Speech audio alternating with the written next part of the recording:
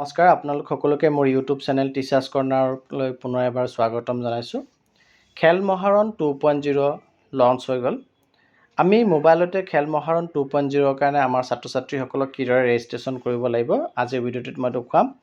আৰু তাৰ কাৰণে আপোনালোকে তেওঁলোকৰ যিকোনো এটা ID প্ৰুফ আৰু পাছপৰ্ট ফটো প্ৰথমতে লৈ ল'ব। মোবাইলত যদি আপোনালোকে কৰিব বিচাৰে মোবাইলত ল'ব আৰু লৈ পেলাই প্লে ষ্ট'ৰৰ পৰা সেই ফটো কম্প্ৰেছ কৰিবৰ কাৰণে এপ কিছুমান পোৱা যায়, তেনেধৰণৰ এপ আপোনালোকে ল'ব। সেই এপত আপুনি ষ্টুডেণ্টজনৰ ফটো 100 KB তললৈ কম্প্ৰেছ কৰি ল'ব, কমাই ল'ব আৰু তেওঁলোকৰ যিকোনো এটা ID প্ৰুফ, ভোটাৰ ID হওক, আধাৰ কাৰ্ড হওক বা পান কাৰ্ড হওক বা বাৰ্থ চাৰ্টিফিকেট হওক, ডেট অফ বাৰ্থৰ কাৰণে সেই প্ৰুফটো প্ৰয়োজন, সেই প্ৰুফটোকো আপোনালোকে 200 KB তললৈকে কম্প্ৰেছ কৰি ল'ব, তেতিয়াহে আপলোড ল'ব। তাতকৈ বেছি হ'লে আপলোড দিয়াত আপোনালোকে অসুবিধা পাব। সেইখিনি কৰি লোৱাৰ পাছত আপোনালোকে ক্ৰম ব্ৰাউজাৰত গৈ পেলাই মোবাইলতে dsywassam.com বুলি আপোনালোকে টাইপ কৰিব। টাইপ কৰি লৈ পেলাই ক্ৰম ব্ৰাউজাৰত আপোনালোকে চাৰ্চ কৰি দিব। চাৰ্চ কৰি দিয়াৰ পাছত আপোনালোকৰ স্ক্ৰীনত এনেধৰণৰ এটা পেজ খোল খাব, য'ত আপোনালোকে খেল মহাৰণৰ লগৰ সৈতে আপুনি খেল মহাৰণৰ পেজটো দেখা পাব। আৰু সেই পেজটো আপোনালোকে দেখা পোৱাৰ লগে লগে আপোনালোকে ইয়াত চাৰ্চ ৰেজিষ্ট্ৰেশ্যন আৰু ৰেজিষ্টাৰ নাও দুটা অপশ্যন পাব। আপোনালোকে ৰেজিষ্টাৰ নাওত যাব। তাতে আপোনালোকে ৰেজিষ্টাৰ নাওত ক্লিক কৰাৰ লগে লগে এনেধৰণৰ এটা স্ক্ৰীন দেখা পাব, য'ত আপোনালোকে ৰেজিষ্টাৰ, চাৰ্চ আৰু লগিং তিনিটা অপশ্যন পাব। তাৰে ভিতৰত আপোনালোকে যেহেতু প্ৰথম আমি ৰেজিষ্টাৰ কৰিম, গতিকে ৰেজিষ্টাৰ অপশ্যনটোত আপোনালোকে ক্লিক কৰি ল'ব। ৰেজিষ্টাৰ অপশ্যনটোত ক্লিক কৰি লোৱাৰ পাছত আপোনালোকৰ সন্মুখত স্ক্ৰীনত গাইডলাইন এটি প্ৰকাশ পাব। গাইডলাইনটো আপোনালোকে পঢ়িব পাৰে আৰু নপঢ়িলেও কোনো কথা নাইকিয়া। গাইডলাইনটোৰ তলত আপোনালোকে দেখা পাব যে একচেপ্টেড এণ্ড প্ৰচিড। আপোনালোকে গাইডলাইনৰ কথাখিনি মানি লৈছে আৰু প্ৰচিড কৰিব বিচাৰিছে বুলি তলত আছে। তলত তাতে আপোনালোকে ক্লিক কৰি দিব লাগিব একচেপ্ট আৰু প্ৰচিডত। ক্লিক কৰাৰ লগে লগে আপোনালোকৰ স্ক্ৰীনত দেখা পাব আপোনালোকে যে আৰু এটা পেজ খোল খাই আহিছে, য'ত আপোনালোকে মোবাইল নাম্বাৰটো দিব লাগিব। এটা ভেলিড মোবাইল নাম্বাৰ লাগিব, কাৰণ মোবাইল নাম্বাৰটো যদি ইনভেলিড হয় কেনচেল হৈ যাব পাৰে।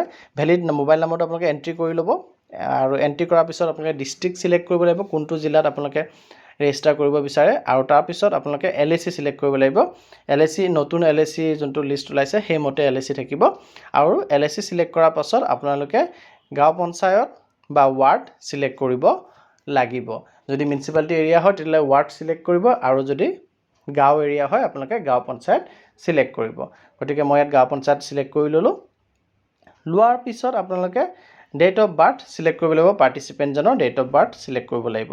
আৰু ডেট অফ বাৰ্থটো ছিলেক্ট কৰোঁতে আপোনালোকে সেই ইয়েৰটো যদি চুই দিয়ে তেতিয়াহ'লে ইয়েৰৰ লিষ্টটো এনেকৈ ওলাই আহিব। গতিকে তাৰ ইয়েৰ লিষ্টটোৰ পৰা আপোনালোকে ইয়েৰ ছিলেক্ট কৰিব, তাৰপিছত মান্থ আৰু ডেটটো ছিলেক্ট কৰি ল'ব। মই ইয়াতে মোৰ নিজৰ মান্থ আৰু ডেটটো ছিলেক্ট কৰি ল'লোঁ। আৰু লোৱাৰ আপোনালোকে তলত দেখা পাব আপোনালোকৰ ডিষ্ট্ৰিক্ট অফিচাৰজনৰ নাম, তেখেতৰ কণ্টেক্ট নম্বৰ, তেখেতৰ ইমেইল ID গোটেইখিনি পাব। কিবা অসুবিধা পালে আপোনালোকে তেখেতক পোনপটীয়াকৈ যোগাযোগ কৰিবও পাৰিব। আৰু ইয়াতে যি আপোনালোকে নীলাকৈ প্ৰচিড বটনটো দেখিছে, এইখিনি ভৰাই লোৱাৰ পিছত আপোনালোকে প্ৰচিড বটনটো ক্লিক কৰি দিব। প্ৰচিড বটনটো ক্লিক কৰাৰ লগে লগে প্লেয়াৰ ৰেজিষ্ট্ৰেশ্যনৰ ফৰ্মটো ওলাই আহিব। তাৰে ওপৰত আপোনালোকে ডিষ্ট্ৰিক্ট, কনষ্টিটুৱেঞ্চি আৰু GP প্ৰিণ্ট হৈ পেলাই আহিব, টাইপ হৈ পেলাই আহিব, আপোনালোকে দেখা পাব। আৰু ইয়াতে এতিয়া আপোনাৰ প্লেয়াৰ ID-টো আহি যাব আৰু ৰেজিষ্ট্ৰেশ্যনৰ ডেটটো আহি যাব। এইখিনি কথা আহি যাব। আপোনালোকে তাৰপিছত তাতে যিখিনি ষ্টাৰ চিন দিয়া আছে সেইখিনি আপোনালোকে ভৰাই, বাকীখিনি আপোনালোকে সময় যিহেতু বহুত বেছি খাব, এভইড কৰিব পাৰে বা আপোনালোকে ইচ্ছা কৰিলে ভৰাব পাৰে। গতিকে যি তথ্য ষ্টাৰ চিন দি থোৱা আছে সেই তথ্যখিনি আপোনালোকে ভৰাব, এড্ৰেছ ভৰাব। ভৰাই লৈ পেলাই পাৰ্মানেণ্ট এড্ৰেছটোত ক্লিক কৰি দিলে হ'ল। যদি টেম্পৰেৰী এড্ৰেছ আৰু পাৰ্মানেণ্ট এড্ৰেছ ছেম হৈ থাকে তেতিয়াহ'লে আপুনি আহি যাব। আহি যোৱাৰ পাছত আপোনালোকে ষ্টললৈ অকণ আহিব। আহিলে আপোনালোকে কোনটো খেলত পাৰ্টিচিপেট কৰিব বিচাৰে সেইটো আপোনালোকে ছিলেক্ট কৰিব লাগিব। আপোনালোকৰ ইচ্ছামতে আপোনালোকে খেল ছিলেক্ট কৰিব পাৰে, কিন্তু কিছুমান খেলত চাব গ্ৰে কালাৰ হৈ থাকে, সেইকেইটা আপোনাৰ যি বয়স আপুনি দিছে সেই বয়স অনুপাতে আপুনি এলিজিবল নহয়। গতিকে সেইকেইটা খেলত আপুনি অংশ ল'ব নোৱাৰে।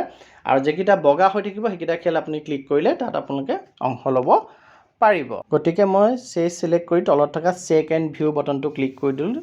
কৰি দিয়াৰ লগে লগে এনেধৰণৰ পেজ এটা আকৌ ওলাই আহিব, য'ত আপুনি আকৌ এবাৰ চেক কৰি চাব পাৰে আপোনাৰ গোটেই তথ্যখিনি শুদ্ধ আছে নে নাই। চেক কৰি চোৱাৰ পিছত আপুনি তললৈ গৈ পেলাই ইয়াত আপোনালোকে আপলোড ডকুমেণ্টছৰ অপশ্যনটো পাব এতিয়া আৰু সেই আপলোড ডকুমেণ্টছত আপোনালোকে দুটা ডকুমেণ্টছ আপলোড কৰিব লাগিব যোন দুটা ডকুমেণ্টছ আপোনালোকে অলৰেডি ফটো উঠাই পেলাই ফল্ডাৰত ৰাখিয়ে থৈছে সেই ডকুমেণ্টছ দুটা আপোনালোকে আপলোড কৰিব লাগিব গতিকে ফটো আৰু আপোনাৰ আইডি প্ৰুফ ডেট অফ বাৰ্থৰ প্ৰুফটো আপোনালোকে আপলোড দি পেলাই ফাইনেল আপডেট বুলি তলত যোনটো অপশ্যন আছে সেইটো আপোনালোকে ক্লিক কৰি দিব গতিকে ফাইনেল আপডেট ক্লিক কৰাৰ লগে ৰেকৰ্ড ইজ সেভড সাকসেসফুলি বুলি আপোনালোকক দেখুৱাব অকেটো ক্লিক কৰি দিব কৰি দিয়াৰ লগে লগে আপোনালোকে ৰেজিষ্ট্ৰেশ্যন কাৰ্ড আপোনাৰ ফটোৰ সৈতে ৰেজিষ্ট্ৰেশ্যন নাম্বাৰৰ সৈতে গোটেইখিনি দেখা পাব আপোনালোকে ৰেজিষ্ট্ৰেশ্যন নাম্বাৰটো আৰু মোবাইল নাম্বাৰটো মনত ৰাখিব লাগিব ফিউচাৰৰ কামৰ কাৰণে এইদৰে আপোনালোকে এটোৰ প্ৰিন্ট আউট এটা উলিয়াই ৰাখিব পাৰে বা সেভ কৰি ৰাখিব পাৰে ৰেজিষ্ট্ৰেশ্যন কাৰ্ডটি গতিকে এইদৰে আপোনালোকে আপোনালোকৰ ছাত্ৰ ছাত্ৰীসকলৰ খেল মহাৰণ 2.0 ত ৰেজিষ্ট্ৰেশ্যন কৰাব পাৰিব ধন্যবাদ